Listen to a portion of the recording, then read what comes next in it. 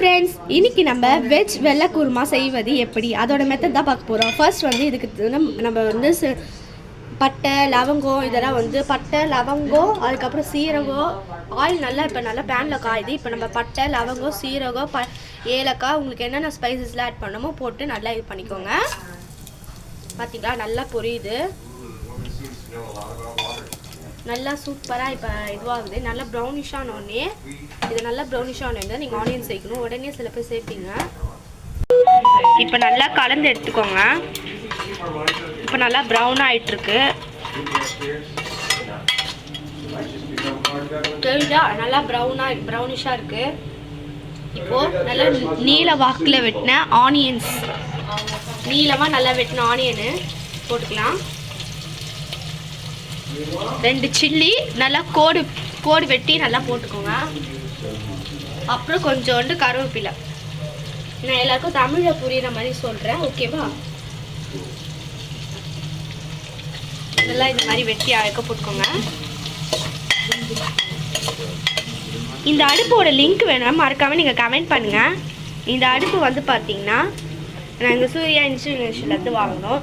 இது உங்களுக்கு லைட்லாம் யூஸ் பண்ண தேவையில்லை. நீங்கள் ஸ்ட்ரைட்டாக இப்படி பண்ணிங்கன்னா மேலே இதெல்லாம் கீழே. நெக்ஸ்ட் உங்களுக்கு என்ன எமர்ஜென்சினா இங்கே லைட் எரியும், இங்கே இருக்கா அது லைட் எரியும். இப்போ நம்ம அதை பற்றி பேச வேணாம். இப்போ பாருங்கள், நம்ம வந்து அதிகமான தீயிலே வச்சுக்கலாம். அப்போ கொஞ்சம் நல்லா ப்ரௌனிஷாக ஆகிடும், நல்லா ப்ரௌனிஷாக ஆகணும். பார்த்தீங்களா எவ்வளோ ஒரு க்ளோவியாக சூப்பராக இருக்குது.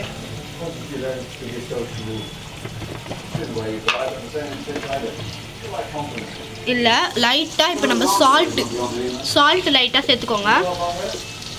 கல் உப்பு சேர்க்குறதா இருந்தால் நீங்கள் கொஞ்சம் கம்மியாகவே சேர்த்துக்கோங்க. சால்ட் சேர்க்குறதா கொஞ்சம் நாங்கள் கொஞ்சம் எக்ஸ்ட்ரா சேர்த்துக்கிறோம்.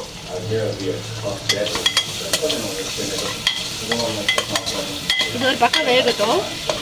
அது இந்த பேஸ்ட் வந்து பார்த்தீங்கன்னா எப்படி செய்யுதுன்னு சொல்கிறாங்க, நல்லா கவனிச்சுக்கோங்க. அப்போ தான் நெக்ஸ்ட் டைமு நீங்கள் நல்லா செய்ய முடியும். இப்போ கேட்டுக்கோங்க. இதில் தேங்காய் போட்டுக்கணும், 2 பட்டை 2 ஏலக்காய் 2 லவங்கம், சோம்பு கசகசா உடச்ச கடலை, அந்த திக்னஸ்க்கோசம் உடச்ச கடலை, பச்சை மிளகாய் இதெல்லாம் ஒரு ஓட்டிட்டு அது கொஞ்சம் ட்ரையான பிறகு கொஞ்சம் தண்ணி விட்டு நம்ம நைஸாக அரைச்சி எடுத்துக்கணும். Okay super. இதை மாதிரி அரைச்சிட்டு இப்போ நம்ம வந்து இப்போ வெங்காயம் வந்து நல்லா வதங்கிடுச்சு எண்ணெயில். அப்போ இந்த நேரத்தில் நம்ம இந்த இது வெஜிடபிள்ஸ் என்னென்ன இருக்குது பார்த்தீங்கன்னா பீன்ஸ் இருக்குது, கேரட் இருக்குது, உருளைக்கிழங்கு, பச்சை பட்டாணி இருக்குது. நீங்கள் உங்களுக்கு எதனா எக்ஸ்ட்ரா வேணும்னா நீங்கள் காலிஃப்ளவர்